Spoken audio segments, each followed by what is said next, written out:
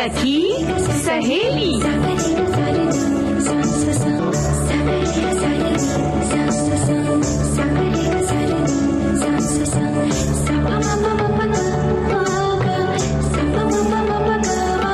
सखी सहेली।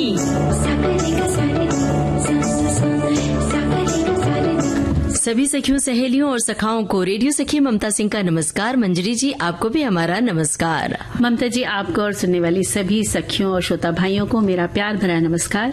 क्या हाल है? बिल्कुल ठीक है, एकदम ठीक, एकदम ठीक।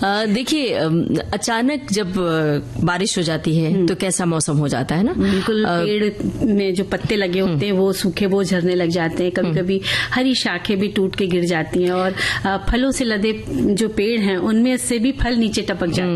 आम, जामुन, ये सब बिल्कुल बिछ जाते हैं। और सबसे ज्यादा बारिश का कहर किस पर होता है? वो गुलमोहर पर। जैसे ही बारिश के छींटे पड़ते हैं और या तेज बारिश होती है तो सारे गुलमोहर झड़ जाते हैं और नीचे बिछ जाता है और बिछ जाता है, लेकिन बारिश की बूंदों के कारण वो गुलमोहर टूट भी जाते हैं। तो बड़ा ही दुखद लगता है, उदास सा मौसम हो जाता है। और जामुन हमें दिखाई देते हैं तो हम लोग बिनने लग जाते हैं, है ना जी।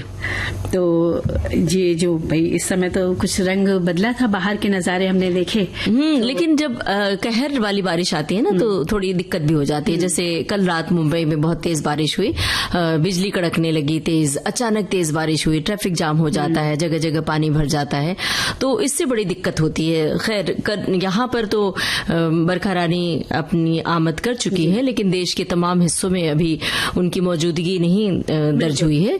तो हम उम्मीद करते हैं, शुभकामनाएं करते हैं कि देश के तमाम हिस्सों में भी बरसात शुरू हो जाए, यही शुभकामना है। और बड़े हौले हौले खूबसूरती के साथ बारिश आए तो ही अच्छा लगता है। अच्छा लगता है, सही बात है। और ये जो बातें हम कर रहे हैं ना, ये एक दूसरे से बतियाना, बोलना, संवाद की जो परंपरा है, ये कितनी इसमें खूबी है। अगर ये परंपरा नहीं होती तो हम अपने दिल की बात कैसे साझा करते? बिल्कुल सही बात है, और किसी को जान भी नहीं पाते। तो जो आज हम लोग के जो विषय है, संवाद और विकास के लिए सांस्कृतिक विविधता का विश्व दिवस, ये बड़ा मायने रखता है आज का दिन इस विषय पर, क्योंकि आपस में एक दूसरे को जानने के लिए संवाद होना बहुत जरूरी है। जी बिल्कुल। और आज है आतंकवाद विरोधी दिवस, और जरा याद करो कुर्बानी में हम आज बात करेंगे क्रांतिवीर कुंवर प्रताप सिंह बारहट के बारे में बात करेंगे। और एक मिनट चाय ठंडी हो रही है। बिल्कुल, आपका इशारा हम समझ गए थे। चाय ठंडी हो रही है, अक्सर हम कहते हैं सुबह सुबह जल्दी आओ चाय ठंडी हो रही है।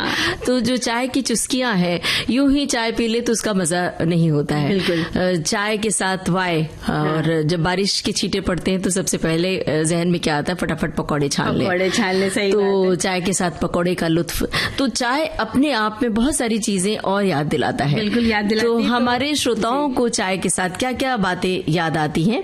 और उनके अपने भी साझा कर सकते हैं, कुछ चटपटी बातें भी बता सकते हैं। चाय के साथ क्या खाते हैं? जैसे पकौड़े, चाय कैसी पसंद करते हैं, नमकीन, बिस्किट, और चाय में बिस्किट डुबो के खाना, टोस्ट डुबो के खाना। अभी तो बहुत सारी बातें आएंगी ममता जी। तो ये हम सभी बातें हम थोड़ी ना बताएंगे, हमारे श्रोता बताएंगे। विविध भारती के फेसबुक पेज पर जाकर वो टाइप करेंगे, अपने दिल की बात साझा करेंगे कि चाय से जुड़ी हुई उनकी कौन सी याद है और कौन सी बात है। अंतर्राष्ट्रीय चाय दिवस, इस पर हम चर्चा करेंगे। तो फिलहाल क्या करें, हम एक गाना सुनते हैं, जाने माने गायक उदित नारायण का संदेश। नमस्कार, मैं हूं उदित नारायण। अपनी भारतीय सेना के सशस्त्र बलों को बधाई देता हूं ऑपरेशन सिंदूर की सफलता पर। उन्होंने जिस शौर्य और पराक्रम से दुश्मनों को परास्त किया। जय भारत। आप सुन रहे थे जाने माने गायक उदित नारायण का ये संदेश। मंजरी जी, जब हम किसी से संवाद स्थापित करते हैं तो वहाँ की संस्कृति, वहाँ की आबो हवा, वहाँ के बारे में हमें जानकारी मिलती है। जैसे मान लीजिए किसी बांग्ला भाषी व्यक्ति से हम बात करते हैं तो हमें भाषा कम समझ में आती है, लेकिन जब उनके हाव भाव होते हैं, जो वहाँ का परिवेश होता है, वहाँ का माहौल होता है, वहाँ का वातावरण, मतलब पश्चिम बंगाल जब गए हम तो वहाँ के बारे में हमें बहुत सारी जानकारी मिलती है। चाहे चाहे वो कोई भी भाषा हो, राजस्थानी हो, गुजराती हो या कोई भी भाषा हो, महाराष्ट्र में जो मराठी भाषा बोली जाती है। तो ये जो संवाद स्थापना है, संवाद स्थापित करने की बात है, कितना जरूरी होता है। अगर ये भाषा बोली नहीं होती तो हम कितने अधूरे होते ना। बिल्कुल बिल्कुल अधूरे होते और एक दूसरे को समझ भी नहीं पाते। और हम मतलब उसकी भाषा को हमें सीखना चाहिए, और जो आपसी संवाद होता है उसके द्वारा हम एक दूसरे की संस्कृति को समझ सकते हैं और विकास की ओर नए कार्य भी कर सकते हैं। 2001 में यूनेस्को ने सांस्कृतिक विविधता पर सार्वभौमिक घोषणा को अपनाया और 2002 में संयुक्त राष्ट्र महासभा ने 21 मई को संवाद और विकास के लिए आज के दिन को चुना। और ये दिन हमारी समझ को गहरा करने और 2005 में अपनाई गई सांस्कृतिक अभिव्यक्तियों की विविधता के संरक्षण और संवर्धन पर यूनेस्को सम्मेलन के 4 लक्ष्यों को आगे बढ़ने का अवसर प्रदान करता है, जिसमें संस्कृति के लिए शासन की स्थायी प्रणालियों का समर्थन करना, सेवाएं देना, कलाकारों और इस सांस्कृतिक से जुड़े लोगों को गतिशीलता देना, एकीकृत करना और मानव अधिकारों व मौलिक स्वतंत्रता को बढ़ावा देना होता है। और सांस्कृतिक विविधता का अर्थ समझना भी जरूरी है कि समाज की जो रुचियां हैं, समाज के लोगों की, उनके अंदर जो प्रतिभा छुपी होती है, उनके अंदर जो क्षमता होती है, उन समूहों से बना होता है। ये लोगों को जानने, समझने और मित्रता को बढ़ावा देती है और उनकी सहजता को भी बढ़ावा देती है। सांस्कृतिक रूढ़िवादिता को कम करती है, एक सकारात्मक सोच विकसित करती है, क्योंकि अनेक भाषाएं हैं, धर्म, रीति रिवाज है और खान पान के लोग साथ साथ रहते हैं, एक दूसरे से जुड़कर सीखते हैं, एक दूसरे की कलाओं के बारे में जानते हैं, उनकी संस्कृति के बारे में जानते बूझते हैं। और ममता जी, चाहे शिल्प की बात करें या वहाँ के आविष्कारों की, जब एक दूसरे की संस्कृति को समझते हैं तभी जो दूरी होती ना वो नहीं रह पाती है। और एक दूसरे का सम्मान करना, उनकी कार्यप्रणाली को समझना, इससे हमारा बौद्धिक विकास तो होता ही होता है और साथ ही रोजगार के अवसर भी मिलते हैं। हम वास्तव में अन्य संस्कृतियों को कैसे अपनाते हैं, ये सब उन लोगों के बीच संवाद से शुरू होता है जो हमसे अलग होते हैं, मतभेद दूर होते हैं और हम विकास की ओर बढ़ते जाते हैं। बिल्कुल सही कह रही है। जब हम दूसरी संस्कृतियों को अपनाने के लिए आगे आते हैं तो हमारा जीवन कई क्षेत्रों में जाकर बेहतर होता है। और हमने कहीं का गायन सीखा, मान लीजिए कहीं का नृत्य सीखा, हस्तकला सीखी या पाककला सीखी, तो हमें भी अच्छा लगता है और जिसके बारे में जिस संस्कृति को अपनाते हैं उन्हें भी बड़ा अच्छा लगता है। बिल्कुल। और देखा जाए तो एक आर्थिक कमाई का जरिया भी बनता है, क्योंकि जब हम कोई चीज सीखते हैं तो अपने सोचते हैं इसी क्षेत्र में हम आगे जाएं, तो बहुत ही फायदेमंद होता है इस तरह से। और इसके साथ ही हम अनेक भाषाएं सीख जाते हैं, अनुवाद आप कर सकते हैं, सीख करके उस भाषा की किताबें, उनके ग्रंथ पढ़ सकते हैं और खुद भी उस भाषा में लिखने और बोलने की कोशिश कर सकते हैं। हमारे ज्ञान में निरंतर वृद्धि होती जाएगी, ऐसा हम अगर अपनाएंगे तो। और इस तरह से वहाँ की कला प्रदर्शनी, संग्रहालय देखें, वहाँ का इतिहास जाने, फिल्म, लोकगीत, संगीत, परंपरा, किसी भी भिन्न संस्कृति से जुड़े खेलें, जैसे कराटे हुआ, क्रिकेट हुआ, और भी बहुत से गेम है, पारंपरिक उत्सव, भोजन शैली, कृषि संसाधन जाने। इस तरह से आपका विकास भी होगा और सोच में परिवर्तन भी आएगा। तो यही इसका उद्देश्य है। संवाद और विकास के लिए सांस्कृतिक विविधता का विश्व दिवस आज है। इसके पीछे जो मकसद है वो यही है कि हम सारी संस्कृतियों के बारे में जाने, बोली भाषा के बारे में जाने। क्योंकि जब हम मान लीजिए कोई मराठी भाषी हमें मिल जाता है और हम मराठी में उनके साथ बात करते हैं तो उन्हें कितनी खुशी होती है। तो अच्छा लगता है उस संस्कृति को जानने वाले को भी और खुद को भी अच्छा लगता है, खुद का भी परिष्कार होता है। एक गाना सुनते हैं फिर और बात। भाई ये गाना था मुझसे शादी करोगी, इस फिल्म का। उदित नारायण और अलका याग्निक की आवाजें थी, अरुण भैरव के बोलते, साजिद वाजिद का संगीत था। और एक श्रोता की टिप्पणी आई है, एक नहीं बहुत सारे श्रोताओं की टिप्पणियां आ रही हैं। जो हमने संवाद की बात की थी, संवाद की विविधता और संस्कृति की बात की थी, तो हमारे एक श्रोता ने लिखा है कि संवाद और विकास की विविधता कई प्रांतों में अलग अलग है। महाराष्ट्र में मराठी में संवाद से बातचीत, राजस्थान में राजस्थानी में, उत्तर प्रदेश में लखनवी में संवाद होता है। जैसे प्रिय लेखक अमृतलाल नागर जी हैं, उनका लिखा एक उपन्यास मानस का हंस मुझे बड़ा रोचक लगता है। एक प्रसंग में जहां नाथू जब उनके बाल बनाने आता है तो वो अपनी अशुद्ध बोली में बातचीत करता है, जिसका जवाब गोस्वामी तुलसीदास बड़े सभ्य तरीके से देते हैं। हमारे घर परिवार में सदस्य जो मतलब कम पढ़े लिखे लोग हैं, ऐसी बोली का प्रयोग करते हैं। पिता कभी तो कभी नफरत के भाव में बोलते हैं। हम ही हिंदी और अंग्रेजी के साक्षर युवक हैं, उन्हें तो देखना भी नहीं आता है। संवाद का हमारे जीवन पर बड़ा प्रभाव पड़ता है। दरअसल ये कहना चाहते हैं कि जब हम संवाद तभी स्थापित कर पाते हैं जब सामने वाला हमारे बातों में शामिल होता है, तब हमें ज्यादा अच्छा लगता है। बोली भाषा ऐसी बोले जो सामने वाले को समझ में आए। सही कहा आपने। और देखिए हमारे जो और साथी लिखते हैं कि भाई जीव साधर्म से हम एक ही हैं, किंतु स्थान देश और काल के चलते ही हम अपने वैध धर्म से विविध स्वरूपों में आ जाते हैं और उनमें हमारे दो मुख्य विभाग है, मनुष्य और मनुष्यतर। स्थान काल और परिस्थितियों के चलते हमारे और भी विविधताएं, किंतु संवाद और विकास के दृष्टिकोण से हम अपने मनुष्य विविधता में आकर भी मनुष्यतर योनियों का ही अनुकरण करते रहते हैं। और ये तो हम शुक्रिया अदा करते हैं श्रोताओं ने जो टिप्पणियां भेजी हैं, और जो मुद्दे हैं हमारे उन पर भी इनकी टिप्पणियां आती रहेंगी। लेकिन आज आतंक विरोधी दिवस है, इस पर भी हम श्रोताओं को आगाह करना चाहते हैं कि 21 मई आतंकवाद विरोधी दिवस के रूप में याद किया जाता है, लोगों में जागरूकता पैदा करने के लिए और जो हिंसात्मक स्वरूप होता है इससे बचाव के लिए। कई बार युवा पीढ़ी या कोई भी व्यक्ति अपने राह से भटक जाता है, गुमराह हो जाता है, तो ऐसे लोगों को आगाह करना बहुत जरूरी है। ये घर वालों की भी जिम्मेदारी होती है, समाज की भी जिम्मेदारी होती है कि उन्हें राह से भटकने से रोकें ताकि वो हिंसा की ओर प्रवृत्त ना हो, और उनकी गतिविधियों पर नजर रखें और उन्हें अच्छाई और बुराई के बारे में बताएं और ऐसी शिक्षा संस्कार दें कि वे सभी जिंदगी के मूल्य को समझें और खुद भी सुरक्षित रहें और लोगों का भी ध्यान रखें। और इस दिन का उद्देश्य राष्ट्रीय सद्भाव को बढ़ावा मिले और सभी को एकजुट रहना चाहिए। तो ये सखियां सुन रही थी ये गाना हम शक्ल फिल्म से। लता मंगेशकर और मोहम्मद रफी की आवाजें थी, आनंद बख्शी के बोल, राहुल देव बर्मन का संगीत था। अब एक संदेश सुन लेते हैं। मैं संजय मासूम, संवाद लेखक गीतकार। मैं सलाम करना चाहता हूं अपनी भारतीय सेना को। जिस तरह पहलगाम में कायराना आतंकी हमले के बाद हमारी सेना की तीनों शाखाओं ने ऑपरेशन सिंदूर के तहत संयमित लेकिन सटीक, सशक्त और सार्थक कार्रवाई की, उसने दुनिया को बता दिया कि हम शांति की बात करते हैं तो शक्ति भी साथ रखते हैं। जय हिंद की सेना। तो ये था जाने माने संवाद लेखक और गीतकार संजय मासूम का संदेश।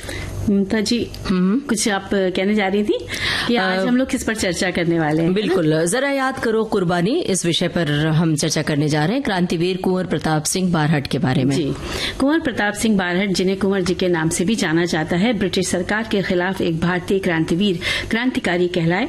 कुंवर प्रताप का जन्म 24 मई 1893 उदयपुर में केसरी सिंह और माणिक कंवर के परिवार में हुआ था। प्रताप सिंह ने अपनी शुरुआती शिक्षा कोटा में करी और उच्च शिक्षा अजमेर से प्राप्त की। कुंवर प्रताप सिंह के पिता केसरी सिंह बारहट मेवाड़ के महाराणा के मुख्य सलाहकार के रूप में कार्य कर रहे थे और बाद में वे कोटा राज्य के महाराज के दरबार में शामिल हो गए। परिषद के सदस्य के रूप में आपने कार्यभार संभाला। इस तरह कुंवर का बचपन कोटा में ही बीता। और कुंवर पिता अपने पुत्र के अंदर राष्ट्र प्रेम चाहते थे, क्योंकि उस समय बच्चे अंग्रेजी माध्यम में पढ़ने के लिए भेजे जाते थे। उनके पिता केसरी ने अपने कुंवर को राष्ट्र के इतिहास और संस्कृति के बारे में जानने के लिए बहुत छोटी सी ही उम्र में अर्जुन सेठी के पास पढ़ने के लिए भेज दिया, जो उस समय जयपुर में वर्धमान पाठशाला चलाया करते थे। और इसके साथ ही वे गुप्त रूप से क्रांतिकारी गतिविधियों का प्रशिक्षण भी दिया करते थे। बाद में तो कुंवर प्रताप की मुलाकात रासबिहारी बोस से हुई। इस तरह से उनके अंदर राष्ट्रवादी विचारधारा का उदय होने लगा था। भारतीय स्वतंत्रता आंदोलन में उनकी सक्रिय भागीदारी बढ़ने लगी थी, जिसके कारण वे सरकारी अधिकारियों की आंख में खटकने लग गए थे। इसलिए उन्हें परीक्षा से वंचित कर दिया गया। उस वक्त पिता केसरी सिंह देशी राज्यों के उच्च पद पर थे, साथ ही गुप्त रूप से क्रांतिकारी दल से भी जुड़े थे। इसलिए उन्होंने अपने बेटे कुंवर प्रताप को चाचा भाई ठाकुर जोरावर सिंह बारहट, दामाद ईश्वरदान आशिया को दिल्ली में राष्ट्रवादी मास्टर अमीर चंद के पास भेज दिया, जहां अमीर चंद ने उन्हें क्रांतिकारी गतिविधियों के लिए प्रशिक्षित किया, जिसमें वेश बदलना, सरकारी सरकारी कार्यालयों से गुप्त समाचार एकत्रित करना और सैनिकों और युवाओं के साथ संपर्क स्थापित करना सिखाया। और कुंवर को बाद में बोस के दल में भी ले लिया गया, जहां अजमेर और अन्य ब्रिटिश सेना छावनी में सैनिकों को अंग्रेजों के खिलाफ विद्रोह करने के लिए प्रेरित किया गया। वे लोगों को यात्रा करने के लिए भी उकसाते थे, प्रेरित करते थे। 1912 के आसपास में दिल्ली में वायसराय के जुलूस में कुंवर सिंह अपने चाचा जोरावर सिंह बारहट के साथ थे, जिन्होंने चार्ल्स हार्डिंग पर बम फेंका था। उन्होंने ब्रिटिश राज के खिलाफ 1915 के सशस्त्र विद्रोह में बड़े गदर आंदोलन के हिस्से हेतु बनारस षड्यंत्र का नेतृत्व किया, जिसके कारण 1916 में उन्हें गिरफ्तार कर लिया गया और जेल भेजा गया। 5 वर्ष की सजा मिली, जहां उन्हें कमजोर करने के लिए क्रूर शारीरिक यातनाएं दी जाती थी। उन्हें अपने साथियों का नाम बताने से मना कर दिया था। उन्होंने यातनाओं से व्यथित होकर कुंवर प्रताप सिंह बारहट की देह 7 मई 1918 को जेल में ही शांत हो गई। ऐसे क्रांतिवीर को हम शत शत नमन करते हैं और उनके लिए कुछ चंद पंक्तियां जिनके द्वारा लिखी गई हैं कुंवर की वीरता को बतलाती हैं। चारण कुल चावणो बारट कुल नरभान, कुंवर पीर प्रताप हा मर देश रो मान। मरुभूमरा भाल ने ऊंचो करियो आज, सिंगरी एक दहाड़ सु काप्यो ब्रिटिश राज। तो हमने अभी अपनी सखियों और सखाओं को जानकारी दी क्रांतिवीर कुंवर प्रताप सिंह बारहट के बारे में। जरा याद करो कुर्बानी के अंतर्गत। अब जरा मंजरी जी घड़ी की ओर देखिए कि ब्रेक लेने का वक्त आ गया है, तो हम लेते हैं छोटा सा ब्रेक और वापस कुछ बातें करते हैं। और आज चाय की चुस्कियां भी तो लेनी है स्टूडियो में। बिल्कुल, हमारे श्रोताओं की टिप्पणियों का इंतजार है और अपने कुछ किस्सा गोई अंदाज में वो बताएं कि चाय से जुड़ी हुई कौन सी बात उनके जहन में अभी तिराई है, साझा करें। फिलहाल लेते हैं एक ब्रेक। विविध भारती से आप सुन रहे हैं कार्यक्रम सखी सहेली और अब सुनते हैं ये संदेश। नमस्कार श्रोताओं, मेरा नाम राहुल श्रीवास्तव है और जैसा कि हम सभी जानते हैं कि हाल के दिनों में ऑपरेशन सिंदूर में भारत की तीनों सेनाओं, थल सेना, वायुसेना और नौसेना ने असाधारण पराक्रम का प्रदर्शन किया है। पहलगाम में निहत्थे नागरिकों पर हुए कायराना हमले का यह सशक्त जवाब था। आइए ऑपरेशन सिंदूर की सफलता पर भारतीय सशस्त्र बलों को बधाई दें, उनके शौर्य, निष्ठा और समर्पण को सलाम करें।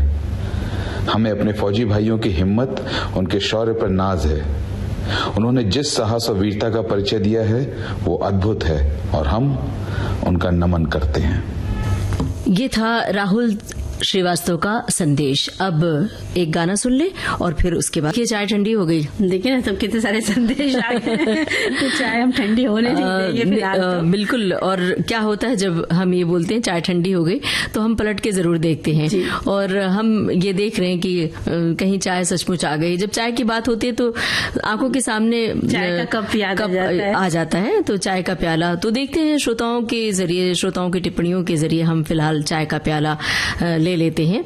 एक श्रोता ने लिखा है कि मैं चाय बहुत ही बढ़िया बनाती हूँ। मेरी चाय की खुशबू पूरे मेरे घर में फैलती है। जो भी आता है उसे मेरे हाथ की चाय पीनी ही होती है। और एक श्रोता ने लिखा है कि चाय के कप में केवल चाय ही नहीं होती है, चाह होती है साथ बैठने की। क्या बात है। और हमारे साथी लिखते हैं एक और कि कहते हैं चाय सिर्फ चाय या एक पदार्थ ही नहीं है, ये एक एहसास है, एक चाह है जो अपने हो या पराए सबको अपनी ओर आकर्षित तो करती ही है, बल्कि जिन रिश्तों में कुछ खटास भी आ जाए तो यही चाय जब सब एक साथ बैठकर पिए तो उन रिश्तों की खटास को अपने मीठे स्वभाव से के अनुरूप कर देती है। चाय हमारे दैनिक जीवन की जरूरत भी है। कहते हैं सिर दर्द का राष्ट्रीय इलाज चाय ही है।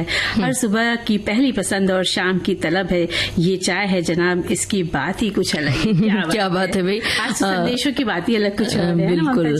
और चाय के साथ ऐसे लग रहा है कि समुद्र की लहरें आ रही हैं, इतनी सारी टिप्पणियां आ रही हैं। एक श्रोता ने लिखा है कि मुझे जब कहीं भी दर्द होता है, चाहे वो सिर का दर्द हो, बदन का दर्द हो, हाथ पैर का दर्द हो, चाय पी लेती हूँ तो मुझे आराम मिल जाता है। जैसा कि हमने मेरा नाम लिखा है कि कहा कि हम बताएं कि चाय हमारे लिए क्या है, तो मेरे लिए चाय मेरी हमदर्द की दवा है। क्या बात है भाई। और भी बातें साझा कीजिए कि जब आप छोटे थे, बचपन के दिन थे, तो चाय मिलती थी तो वो जो खुशी होती थी, और चाय के साथ बिस्किट डुबो के खाते थे और पराठे डुबो के खाते थे। और वो कैसा कप में पीते थे प्लेट में डाल के, तो जो एक अजीब सी आवाज होती थी सुड़क सुड़क की, उसका भी एक अलग मजा होता था। बिल्कुल। और कई बार जो कप से भाप उठती है उसको उंगली से काटना, कि शायद ये भाप की जो लकीर है, धुएं की लकीर शायद कट जाए, और उसके ऊपर से मलाई हटाना उंगली से, तो ये सब भी याद आता है चाय के साथ साथ। तो चाय सिर्फ चाय की चुस्की नहीं है। एक श्रोता लिख रहे हैं कि सुबह हो या शाम, महफिल हो या तन्हाई हो, कोई मसला हो या मुद्दा हो, कुछ भी हो चलेगा, भारत में चाय सिर्फ एक पेय नहीं बल्कि एक एहसास है। अंतर्राष्ट्रीय चाय दिवस पर विशेष आप दोनों को नमस्कार। क्या बात है। इस तरह एक लिखते हैं कि मेरी दादी जी कभी चाय नहीं पीती थी और मेरी बेटी आज तक चाय नहीं पी है, उन्होंने लिखा है। और एक लिखते हैं कि अंतर्राष्ट्रीय चाय दिवस, भाई चाय का भी कोई दिवस है, वो भी अंतर्राष्ट्रीय। अरे चाय तो औषधि है और औषधि रुग्ण होने पर ही लिया जाना चाहिए भी।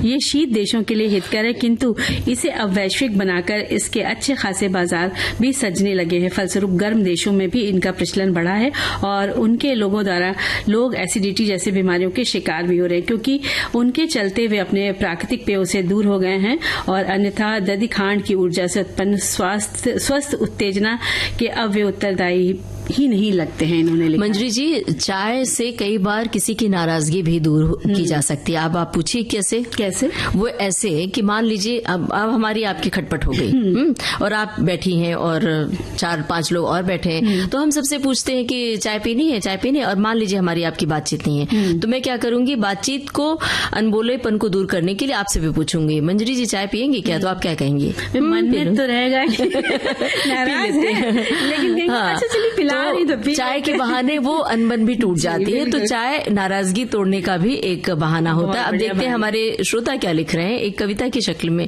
टिप्पणी आई है, लिखा है कि तेरे बिन जीना नहीं, तेरी एक चुस्की में पाता हूँ आनंद सारा, रात को सोता हूँ इस उम्मीद में कि सुबह फिर तेरा दीदार होगा, बड़े बड़े मसले सुलझा देती है एक चाय, बिगड़े रिश्ते बना देती है एक चाय, बरसात में पकौड़ी के साथ याद आती है चाय, कितनी गुणी हो तुम चाय, मेरी जिंदगी की सबसे खास हो तुम चाय। स्वरचित इन्होंने अपना नाम भी लिखा है, लेकिन हम इस कार्यक्रम में नाम नहीं शामिल करते हैं।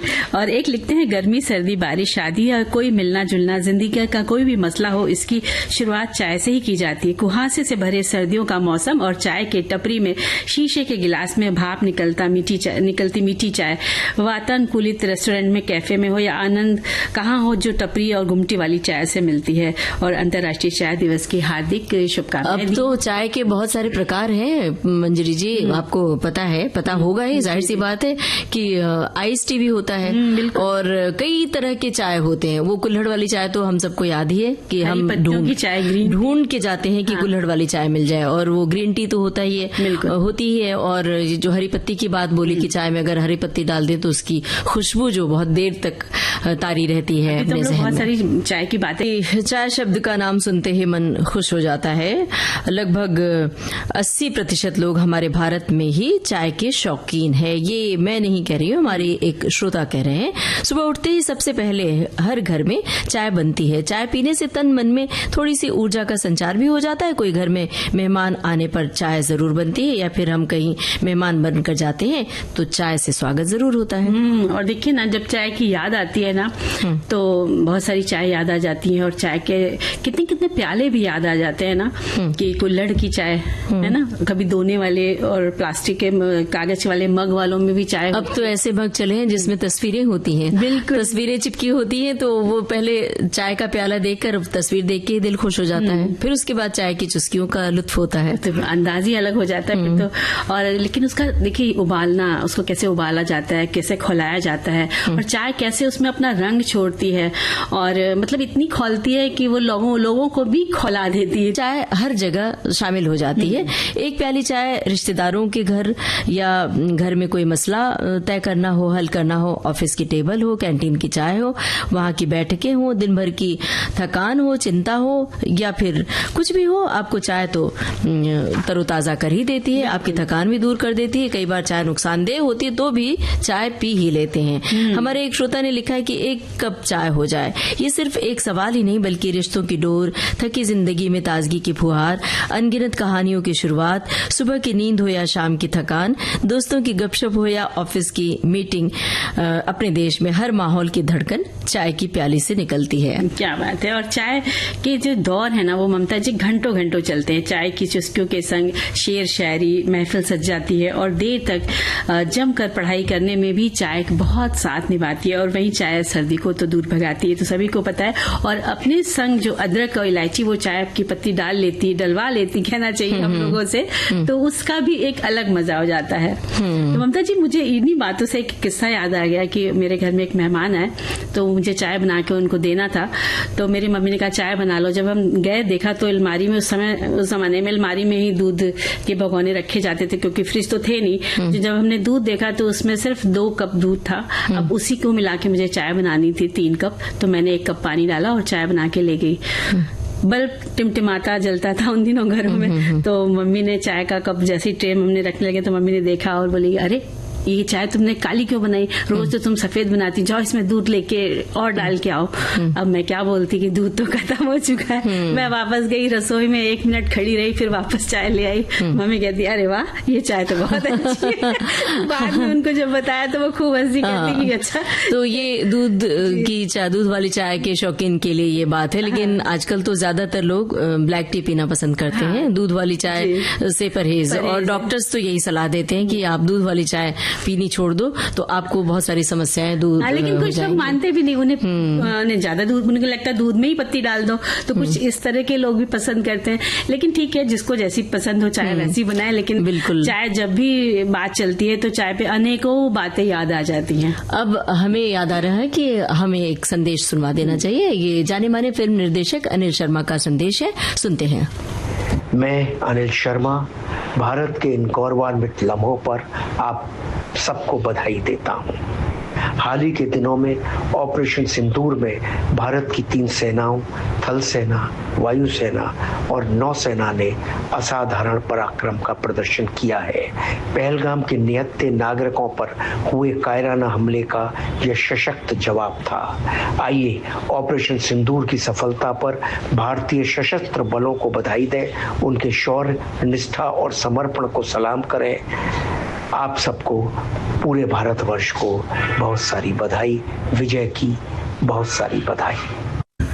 जाने माने फिल्म निर्देशक अनिल शर्मा का ये था संदेश। और चर्चा हो रही चाय की, तो अब ये गाना था और गरम गरम चाय पीने की बात थी। तो भाई गरम गरम चाय पीने का वक्त तो हो रहा है। हमारी सखियां सहेलियां और सखा जरूर चाय का प्याला लेकर बैठ गए होंगे क्योंकि इतनी सारी चाय की बातें हो रही हों तो चाय का प्याला सामने न हो ऐसा हो ही नहीं सकता है। एक संदेश पढ़ लिया जाए फिर तो, है ना। एक कप चाय पीता हूँ, चाय पीने के बाद मुझे काफी एनर्जी आती है। मैं अपना लेखन कार्य जब भी करता हूँ उस समय मेरे एक हाथ में गर्मा गर्म चाय का कप और दूसरे हाथ में पेन होता है।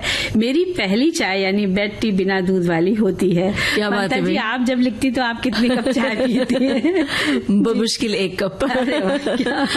क्योंकि इतनी ज्यादा चाय पीने के लिए वक्त भी नहीं होता है और इतनी ज्यादा चाय पीने के लिए हौसला भी नहीं होता है। अगर इतनी सारी चाय पी लेंगे तो खाना कहाँ खा पाएंगे किस पेट में। इसलिए बहुत संतुलित मात्रा में चाय पीनी चाहिए। और चाय की जो श्रोताओं के साथ चर्चा थी, हमें इन सभी श्रोताओं की टिप्पणियां बड़ी मन भाई, बहुत अच्छी लगी। सभी का बहुत शुक्रिया अदा करते हैं। अब बिल्कुल वक्त नहीं कि बोले बतियाएं या गाना सुनवाएं। लेते हैं सखियों और सखाओं से इजाजत। आप सभी को ममता सिंह और मंजरी वर्मा का नमस्कार।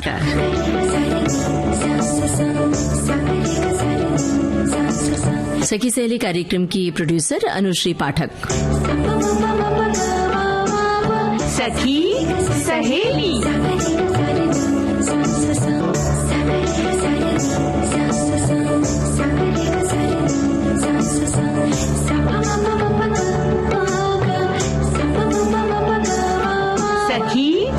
सहेली।